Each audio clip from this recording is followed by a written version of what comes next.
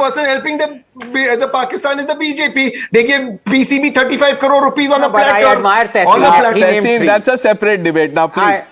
हर्षवर्धन जी, ये जो कांग्रेस पार्टी ने सुबह से कहना शुरू किया, और कांग्रेस ही नहीं है, तहसीन सही कह रहे हैं, सिर्फ कांग्रेस नहीं है, इसमें टीएमसी के कुछ लोग हैं जो बोल रहे हैं कि पेपर में इतना प्रचार दे दिया, सब जगह चल रहा है, मोदी मोदी क्यों कर रहे हैं, उनको क्या कहेंगे आप? प्रणय जी, सबसे पहले तो भारत के यशस्वी प्रधानमंत्री को जन्मदिन की शुभकामनाएं, क्योंकि भारत के प्रधानमंत्री का शुभ देश का शुभ है। अब अगर कुछ लोगों के लिए राजनीतिक तौर पर वो अशुभ हो गया है तो उसका हम कुछ नहीं कर सकते। आपका अशुभ और देश का शुभ, इसमें अंतर करना सीखिए, विपक्ष के लिए बड़ा जरूरी। लेकिन क्यों प्रधानमंत्री नरेंद्र मोदी, 75 वर्ष के प्रधानमंत्री नरेंद्र मोदी की चर्चा, बात क्यों होनी चाहिए? ढेर सारी बातें हैं। आनंद ने इतनी बातें बता दी हैं कि उसमें कुछ बहुत ऐड करेंगे तो बहुत लंबी डिबेट हो जाएगी। तहसीन ने भी 3 अच्छी बातें बता दी हैं। लेकिन सबसे बड़ी बात क्या है? इस देश के डेमोक्रेटिक स्ट्रक्चर को 2004 से 14 में पूरी तरह से ध्वस्त कर दिया गया। डेमोक्रेटिकली इलेक्टेड गवर्नमेंट होनी चाहिए, लेकिन नॉमिनेटेड प्राइम मिनिस्टर के ऊपर एक super prime ministerial body national advisory committee डाल दी, और सुपर से भी ऊपर प्राइम मिनिस्टर जो राहुल गांधी थे, जो प्रेस क्लब ऑफ इंडिया में जाकर प्रतीकात्मक तौर पर सरकार का ऑर्डिनेंस फाड़ देते हैं। उस वक्त मुझे जहां तक ध्यान में है कि हमारे देश के प्रधानमंत्री, तत्कालीन प्रधानमंत्री डॉक्टर मनमोहन सिंह, वो कहां थे? अमेरिका में थे।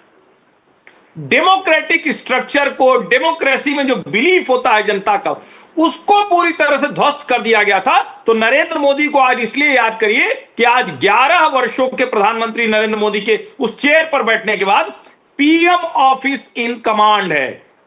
पीएम ऑफिस डिसाइड करता है कि क्या करना है। जनता ने जो चुनकर उसको भेजा है, उन स्कीम्स को जनता के हित के लिए कैसे लागू करना है, उसके लिए किसी और दरवाजे जाकर, किसी और जनपद जाकर साइन नहीं कराना पड़ता पीएम ऑफिस को। यह सबसे बड़ी बात है जिसके लिए देश की जनता को समझना चाहिए। 2004 से 14 में जो पॉलिसी पैरालिसिस का शिकार था, देश के टॉप 10 इंडस्ट्रियलिस्ट कह रहे थे कि हमारे लिए लॉस्ट डेकेड है, खत्म हो गया, सारी अपॉर्चुनिटी हम ले भी थे। आज 2014 से 2024 में हम सेमीकंडक्टर की 6 फैक्ट्री लगाते हैं, तो कांग्रेस क्या कहती है? 1983 में चंडीगढ़ में हमने फैक्ट्री लगाई थी। अब जरा सोचिए, पूछना चाहिए भैया, 83 में लगाई थी तो फिर 89 तक तो वो बहुत बढ़ गई होगी ना। एक भी फैक्ट्री देश में नहीं लगाई। और जब चाइना 80 के दशक में मैन्युफैक्चरिंग हब बन रहा था, ग्लोबल सप्लाई चेन का लीडर बन रहा था, तो भारत में क्या हो रहा था? इन्हें पता ही नहीं था कि क्या करना है। और इस देश में सो कॉल्ड सोशलिस्ट पॉलिसीज ने देश का बेड़ा गर्क कर दिया। और कांग्रेस कितनी रिफॉर्मिस्ट है जरा समझिए, यह जानना जरूरी है कि इंदिरा गांधी जी ने प्राइवेट बैंकों को पब्लिक कर दिया, कहा यह रिफॉर्म कर दिया। वो तो कहीं भला हो कि नरसिम्हा राव जी थे। और इसीलिए मैं कह रहा हूं, पूरी ताकत के साथ पीएम चेयर पर बैठकर इस देश के नौजवानों की जो एस्पिरेशन है, जो एस्पिरेशनल इंडिया है, उसकी लीडरशिप को आगे बढ़ाया। ग्लोबल वर्ल्ड ऑर्डर में आज भारत की जो पोजीशन है वो किया, और एडवांस टेक्नोलॉजिकल जितनी चीजें हैं उसमें आज हम आगे हैं, लीडरशिप पोजीशन में है। इसलिए प्रधानमंत्री नरेंद्र मोदी को बधाई, शुभकामनाएं। तहसीन फिर से हाथ उठा रहे, मुझे लगता है 3 वो अचीवमेंट बता के खुश नहीं है, 2 और बताया तो वो बीजेपी में ना चले जाएं, तो पैनल का बैलेंस खराब हो जाएगा। तहसीन ने 3 बोल दिया, आज के लिए इतना काफी है। Pawan Verma ji is saying something. Yes sir. Siddharth Sharma ji, मैं आ रहा हूं आपके पास। Yes mister Verma. Pranesh, very quickly, my audio had got a Yes, glitch. sir. I think let's be quite candid and clear.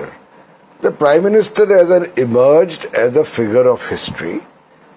He has achieved which few individuals in politics has achieved, and today is his 75th birthday. Let us wish him well. But when I hear my dear friend Mr. Harsh speaking, I think it is that kind of black and white polarity which becomes a liability for Prime Minister Modi.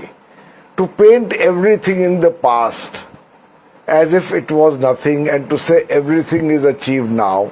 अब उन्होंने कहा कि PM और PMO अब command में है। भाई इसका क्या मतलब ये है कि बीजेपी में विचार विमर्श जो पहले होता था, चाहे मुरली मनोहर जोशी में, अडवाणी जी में, अटल बिहारी वाजपेयी में, वो सब शिथिल हो गया है।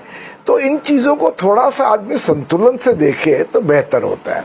तीसरी चीज अब मैं बस कहना चाहता हूं कि उनकी पॉपुलैरिटी में कोई शक नहीं है, पर Anand Ranganathan has said many times that as a prime minister with an absolute majority for 2 terms, he could have done much more in terms of economic reform and ease of doing business, which was not been done and which in some ways will be judged by posterity. Secondly, I think that while there is a democratic structure in India which is not in doubt, but Prime Minister could have perhaps restrained the partisan weaponization against the opposition of so-called independent institutions like the CBI, ED, and even the Election Commission to some extent. Now, we must be objective in our appraisal for history. The targeted welfareism that you talked about, I can tell you on the ground the level of corruption that exists. 5 kilo अनाज के लिए गरीब को मिल रहा है 3.5 kilo. Indira Awas Yojana में 50,000 में से 25,000 काट रहे हैं अफसर जमीन पर। You have to be aware of the ground reality. So I would count one of his achievement as targeted welfareism. Digitization is one of his achievements, but we must make a balanced appraisal. Okay. That's the point I'm trying to make on this show. Right. Siddharth Sharma ji, Pawan Verma कह रहे हैं Prime Minister Modi is a figure of history. Opposition calls him a figure of hate. क्यों? I think, Pranesh, a very happy birthday to India's Prime Minister. And I was listening, a lot of Sanskritized words were used by you and R.P. Singh ji, words like Karma Yogi, Yashasvi, Yug Purush. So the Pandit in me hopes the Prime Minister enters the pantheon of immortals of India like Shankaracharya, Madhvacharya, Ramanujacharya, Sri Aurobindo, Swami Vivekananda. All of them, incidentally, wrote a treatise called Prasthanatrayi, a sine qua non for being considered as a true great of India. By the way, this treatise of Vedas, Upanishad and Gita, which is essential to being considered an Indian great, is entirely missing from the entire BJP ecosystem of the last 100 years. The last one written was by Acharya Vinoba Bhave, who passed away in 1982. So I hope for 3 things in my lifetime. I want to read Modi ji's treatise on Gita, want to see him live long enough to see Kejriwal become the Prime Minister of India, and I want to see Modi ji at least once scolding Mr. Donald Trump for Trump taking credit of ceasefire for the 41 times. And now, to end, okay, this is the last psychopathic peen I'll be singing. We may have, as the RSS very famously says, we may have matbhed with the PM's policies, but certainly no manbhed as far as fellow Indian goes. आपने अपना काम कर दिया, आपने अपने leader का plug कर दिया. You want to see mister Kejriwal as the prime minister. वो सबसे डिफाइनिंग एस्पेक्ट वही है आपने जो बोला. डॉक्टर रंगनाथन 5 सेकंड सर, 30 नहीं है अभी. We'll have to move on. हाँ, नहीं देखिए, साइंस ने बहुत प्रोग्रेस कर लिया है. लॉन्जिटिविटी की जीन भी अब आइडेंटिफाई होने लगी, लेकिन इतना नहीं कर पाएंगे कि इतना लंबा उम्र हो जाए कि केजरीवाल जी को प्राइम मिनिस्टर देख पाए. ये अभी विडंबना है. Okay, Mr. Pawan Verma, thank you for joining us on debate number 1. Viewers will have to shift our focus to another story.